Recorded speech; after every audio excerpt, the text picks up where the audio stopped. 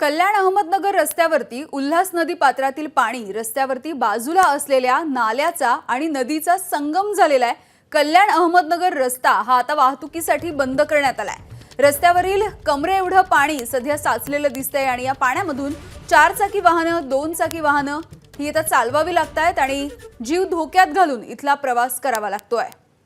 नगर बदलापूर अंबरनाथ या परिसरामध्ये मुसळधार पाऊस कोसळत असल्यामुळे कल्याणच्या उल्हास नदीने इशारा पातळी गाठलेली आहे। आता आपण उल्हास नदीवरती आहोत।